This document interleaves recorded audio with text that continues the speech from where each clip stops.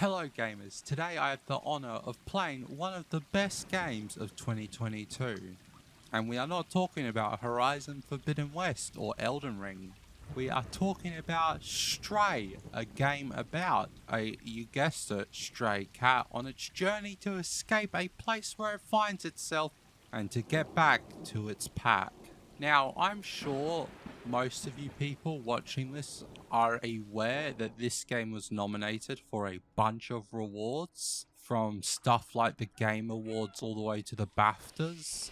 However, something some of you may not be as aware of is the fact that this game is the first ever game made by the developers of Blue 12 Studios. And what a first ever game it was. They hit it right out of the park with this one. Now, yes, it would have been an even better start to the developers if they made a Game of the Year.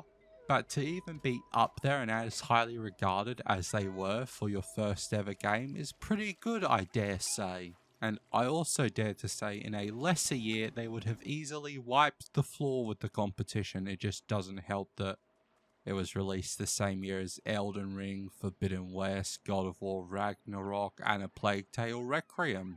So let's quickly talk about what I feel is this game's weakest point, and that is the graphics.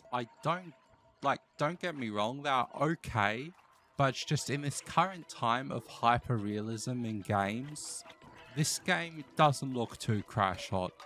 It's mainly that stuff from a distance can look a bit blurry or like it's missing a couple pixels. Now this could have very easily been something in my settings, I'm not too sure. And also the main cat can look a bit goofy or just off at certain times throughout the game. But apart from that, there is very little that I can fault about this game. The game takes place in a large multi-city building that is cut off from the outside world by a large wall and dome, blocking all natural sunlight, keeping the city shrouded in complete darkness, if not for some artificial stars in the dome ceiling. And with no way out and the complex seemingly being in lockdown for hundreds if not thousands of years with no human life to be seen, the only life you will find within are robots who live in the cities and a sort of flood/headcrab-esque creature called the Zerg.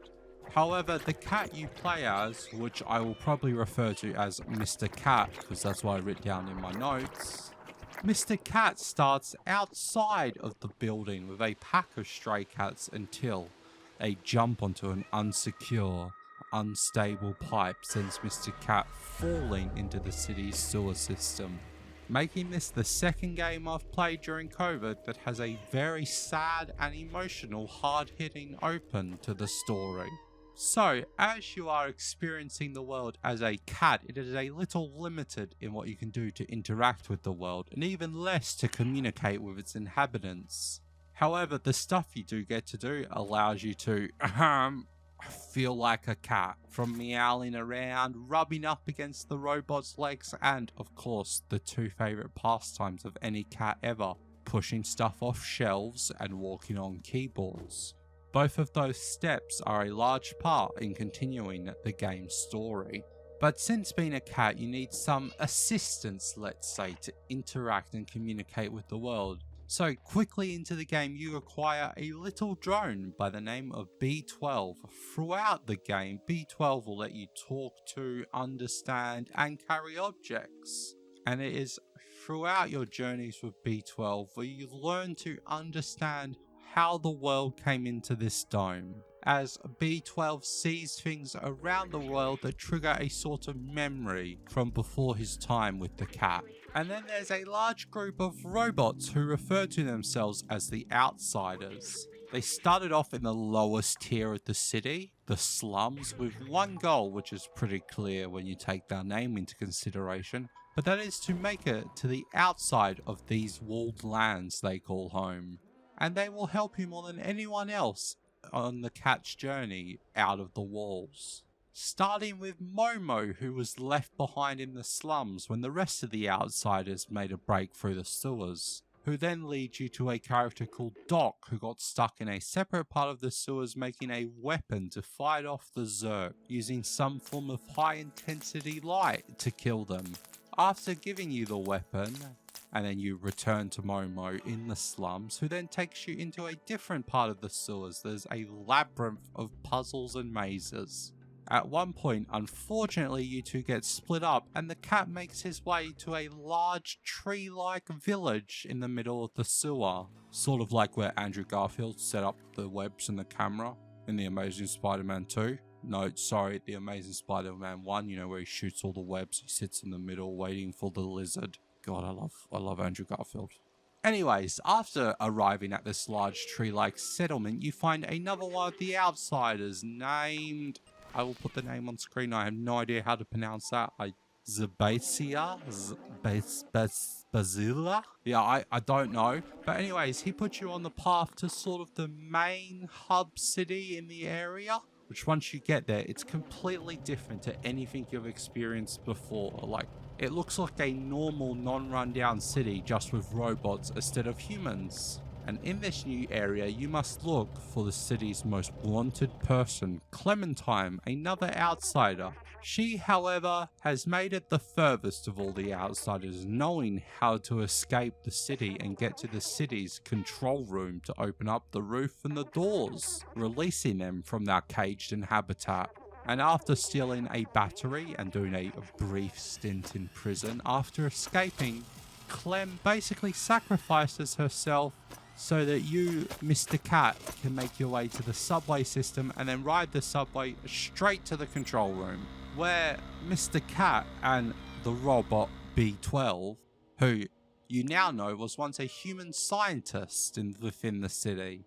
However, in order to open the city, there must be one more great sacrifice made, as in order to bypass the lock that's keeping the city in lockdown mode, B12 must basically take on so much power in order to unlock the system that it would fry his circuits, leaving just Mr. Cat to make their way to the open city doors to return to the outside where he once came from. And what a journey that was to get to those doors. It was also incredibly sad, which, I mean, since I'm a manly man and toxic masculinity, I'm not allowed to cry because we live in a society. However, if I was, and I'm not saying I did this, but I did. I cried multiple times during this game. It was sad. I mean, from falling off that pipe, losing your pack, and getting hurt as you're falling down, to the little limp the cat does after that. Oh, so sad. To a good old B12 basically killing himself in order for you to live out his dream of opening the city for his family. And then all the outsiders who basically help you get to this point, who also don't get to make it to see the outside. And after all that, I was hoping as you saw Mr. Cato walk out of the door into the outside world, that you'd just see him turn a corner and there was his friends, his pack from the start of the game, which I sort of knew was impossible. Looking at the size of the compound and from the control room, it was just like an impossibility that would never happen. But this is a video game. We expect impossibilities. Why can't Mr. Cato the ginger cat meet up with his pack? Why not? Give me a reason, developers. I'm sad. I'm upset. But anyways, one thing that didn't make me upset, which usually does in these types of games, is the puzzles. Now, this being a puzzle game, you'd expect it to be very heavy on puzzles, and it was, but they were puzzles that I could do, which is not very common for me, if I'm being completely honest. When I usually play puzzle games, I end up opening up good old pal Google to try to find out the answer. But in this game, I didn't have to, not once. Which, I don't know if that's a good thing or a bad thing. Maybe that means the puzzles were way too easy for people who actually play this genre of games, because I'm like really bad. Maybe they were just very intuitive though. Maybe I'm getting better at puzzle games. But like, I had to Google how to do the owl thing from Gotham Knights, so I don't think I'm very good at puzzle games. But that has been my look at Stray, an amazing game that will make you cry at least once, even if you are the toughest, manliest of men, and is well worth that cry. I could not recommend it enough, and I do very much see how this game could have been a real contender for Game of the Year, especially counting a lot of the games we got before them were just sort of cookie cutter, like your Call of Duties, or just the same thing you've seen years before, or it would release in an unplayable state, a la Cyberpunk. But it just so happened that in 2022, the game industry was sort of getting its business back together, with the likes of Forbidden West, which was probably my favourite game from that year. Anyways, make sure to subscribe and like, and all that good stuff, and I look forward to seeing you guys in the next video where I cover insert game here. I hear it was good/bad depending on your personal opinion.